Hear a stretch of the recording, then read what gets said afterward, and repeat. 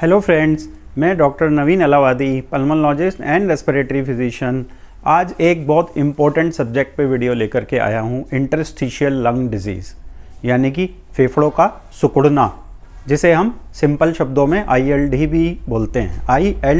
ILD मतलब interstitial lung disease, जिसमें हमारे फेफड़े सिकुड़ जाते हैं। तो आज हम इस पे बात करेंगे कि ये क्यों होता है, इसके क्या लक्षण होते हैं, इसको कौन कौन से जांचों के माध्यम से हम पता करते हैं कि पेशेंट को ILD है और इसका ट्रीटमेंट क्या है।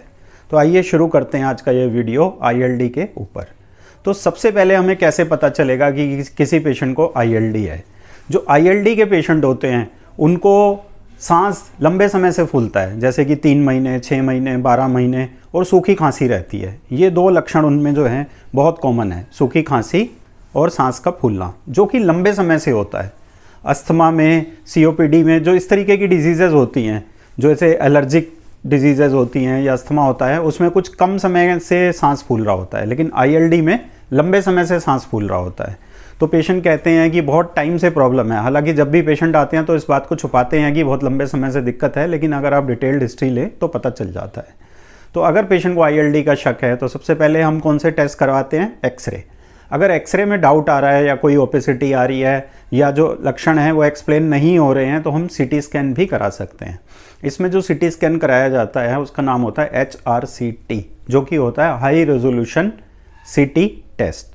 तो हाई रेजोल्यूशन CT चेस्ट में हम जो है पेशेंट का पता कर सकते हैं कि फेफड़े जो है सिकुड़ने लग गए हैं। उसके बाद एक टेस्ट होता है PFT, जिसे हम बोलते हैं पल्मोनरी फंक्शन टेस्ट।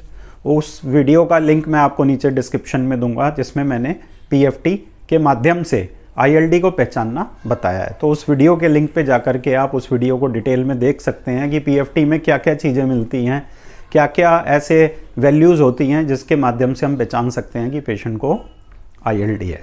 तो अभी तक मैंने आपको बताया इसके दो लक्षण मेन है, सूखी खांसी और लंबे समय से सांस का फूलना। और वेट लॉस भी हो सकता है, पेशेंट को भूख ना लगने का लक्षण भी इसमें पाया जाता है, लिथार्जीनेस, वीकनेस, ये लक्षण भी मिलते हैं। दूसरा मैंने बताया कि इसको हम कैसे जांचते हैं। हिस्ट्री के माध्यम से पता करते हैं कि पेशेंट को ILD है, या फिर हम एक्सरे कराते हैं, या फिर हम CT स्कैन करवाते हैं, HRCT चेस्ट, या फिर हम PFT कराते हैं। अब मैं आपको बताता हूँ कि ILD में बेसिकली होता क्या है। तो ये हमारे लंग का एक डायग्राम है, अगर आप देखें मैं आपको बताता हूँ। ये हमारी सांस की नली है जिसको हम बोलते हैं ट्रेकिया, जो ब्लू कलर से आपको दिख रही है। ये आगे जाकर के दो भागों में बढ़ती है, ये राइट ब्रोंकस और लेफ्ट ब्रोंकस, लेफ्ट वाला। और हमारी ट्रेकिया सांस की नली के पीछे होती है ईसोफेगस, जिसे हम बोलते हैं एयर पाइप, फूड पाइप। तो आगे हमारा होता है एयर पाइप या ट्रेकिया, उसके पीछे होता है फूड पाइप या फिर ईसोफेगस। तो जो हमारी ट्रेकिया होती है, सांस की नली दो भागों में बढ़ती है, right side of right main bronchus and left main bronchus, जो कि आगे जाकर के कई सारे भागों में बढ़ जाती है, जिसे हम primary bronchus, secondary bronchus, tertiary bronchus, respiratory bronchioles, और आगे जाकर के ये बहुत नैरो हो जाते हैं ब्रोंकस। तो अगर हम एक ब्रोंकस का कट सेक्शन देखें तो ये अंदर से ऐसा होता है, यहाँ से एयर पास होती है, ल्यूमन जिसको बोलते हैं, और ये इसकी वॉल होती है, बाहर जो है वॉल है, अंदर ल्यूमन है। तो ये है एक ब्रोंकस का स्ट्रक्चर, और हवा यहाँ से पास होती है। अब अगर मैं इस रेड स्ट्रक्चर की बात करूं, ये रेड वाला सारा है लंग पेरेन्काइमा।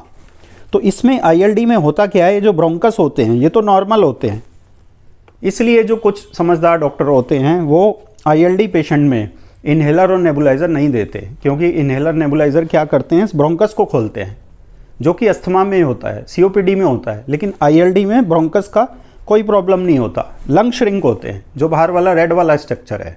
तो इसमें कुछ स्पेशल तरीके की दवाइयाँ होती हैं, जैसे कि स्टेरॉइड होते हैं, इम्यूनोसप्रेसेंट होते हैं, वो दवाइयाँ दी जाती हैं जो कि ILD के प्रोग्रेशन को या तो स्लो करती है या तो रोकती हैं।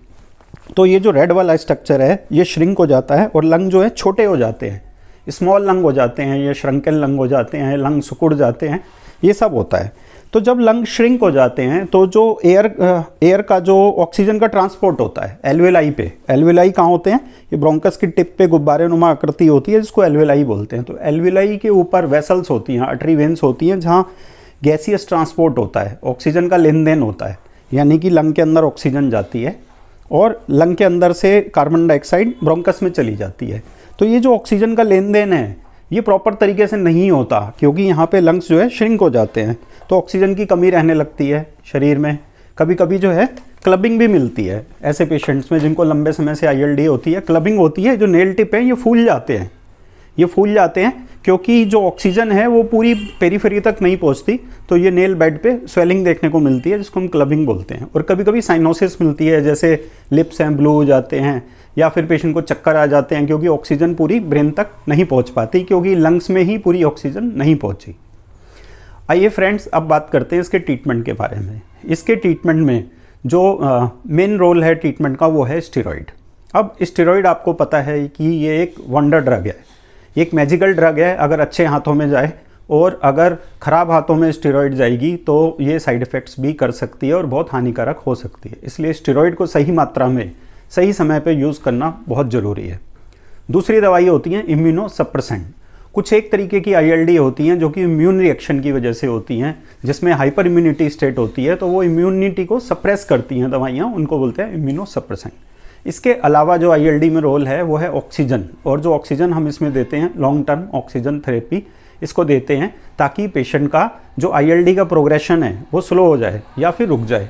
तो लॉन्ग टर्म ऑक्सीजन थेरेपी यानी कि घर पे ऑक्सीजन कंसंट्रेटर पेशेंट को अरेंज करके ऑक्सीजन लेनी है।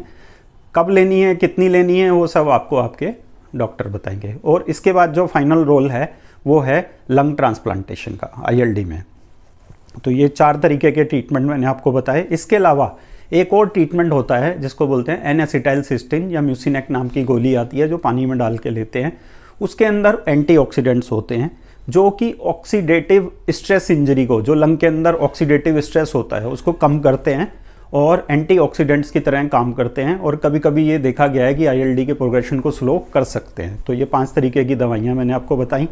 अब ILD कई प्रकार की होती है, ये एक ग्रुप ऑफ डिसऑर्डर्स है। इसमें कई तरीके की ILD होती हैं, कुछ ज़्यादा खतरनाक होती हैं, कुछ कम होती हैं, कुछ में जो लाइफ ड्यूरेशन होती है वो खाली 5 साल होती है, जैसे IPF जिसको बोलते हैं, जो कि मेल्स में होती है, स्मोकर में होती है, 60 साल से ऊपर होती है। एक NSIP होती है जो कि फीमेल्स में होती है और 40 से 60 साल के बीच में होती है, नॉन स्मोकर्स में होती है। इसके अलावा और भी कई तरीके की ILD होती हैं जो कि पोल्यूशन से, स्मोकिंग से और इंडस्ट्रियल जो पोल्यूटेंट्स होते हैं उनसे होती है। तो इसके रोकथाम के लिए क्या करना है, एक तो स्मोकिंग नहीं करनी है और जितना पोल्यूटेंट से आपको दूर रह सकें उतना दूर रहना है। और अपना जेनेटिक टेस्टिंग, अगर आपके कुछ जीन्स में ILD का प्रॉब्लम है तो जेनेटिक टेस्टिंग, कुछ टेस्ट होते हैं स्पेशल तरीके के, जैसे ANA बोलते हैं, एंटी न्यूक्लियर एंटीबॉडी, और भी कुछ स्पेशल तरीके के टेस्ट होते हैं, वो सब करके आप इसका पता लगा सकते हैं शुरू में ही और इसकी रोकथाम को कर सकते हैं। आई होप फ्रेंड्स ये ILD पे वीडियो आज मैंने आपको काफ़ी डिटेल में बताया है। वीडियो आपको पसंद आया होगा। आप इस वीडियो को लाइक कीजिए, शेयर कीजिए और हमारे चैनल को सब्सक्राइब करके बेल आइकन ज़रूर प्रेस कीजिए। और हाँ फ्रेंड्स, ये मेरा चेस्ट एंड TB सेंटर है, यहाँ पे आदर्श नगर में, B42 राजन बाबू रोड, आदर्श नगर, दिल्ली। नीचे दिए गए नंबर पे आप कॉल करके अपॉइंटमेंट बुक कर सकते हैं और मेरे को यहाँ पे फिज़िकली भी दिखा सकते हैं। थैंक यू, धन्यवाद।